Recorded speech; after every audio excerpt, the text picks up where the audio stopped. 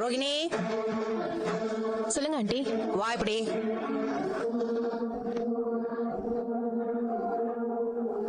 எங்க போயிட்டு வர?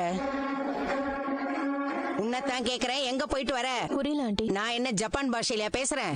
எங்க போயிட்டு வரேன்னு கேக்குறேன், உனக்கு புரியலையா? இல்ல புரியாத மாதிரி நடிக்கிறியா? அம்மா, என்னம்மா திடீர்னு ரோகிணி பார்த்து இப்படி கேள்வி கேக்குறீங்க? இதனால இப்படி கேட்டதே இல்லையே. இன்னைக்கு கேட்டதுக்கு அவளை முதல்ல பதில் சொல்ல சொல்லு.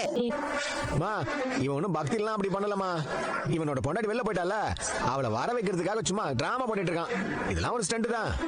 புருஷன் பொண்டாட்டி 2 பேரும் சேர்ந்து சீன் போட்டுட்டு இருக்காங்க. என்னடா அவன் எப்படி பேசுறான், நீ சிரிக்கிற? என்ன பண்றது, மாலை போட்டிருக்கும் போது யாரையும் அடிக்க முடியாதுல்ல. அண்ணன் பேசட்டும், எல்லாம் மைண்ட்ல இருக்குது. மாலை கலட்டினதுக்கு அப்புறம் வச்சுக்கிறேன். விஜயா, இந்த வீட்டுல ஒரு நல்ல விஷயம் நடந்ததுன்னா உனக்கு மனதுக்கு பிடிக்கவே மாட்டேங்குதே.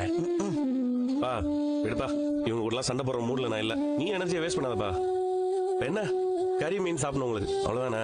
மலைக்கு போயிட்டு வர வரைக்கும் நான் வெளில தங்கிக்கிறேன். ஏய் முத்து, முத்து, என்னடா நீ? இல்லப்பா, கார் ஷெட்டு பக்கத்துல ஒரு ரூம் இருக்குப்பா, நான் இங்கே தங்கிக்கிறேன். நீ அங்க போய் தங்கணும். பரவாயில்லப்பா, நானும் ரொம்ப நாள் ஒன்றும் வரதா இருக்குல்ல. 2 மணி நாள் மலைக்கு போயிட்டு வந்துடும்ப்பா. ஏன்னா என் தொழிலையும் அங்கே எங்கன்னு போக.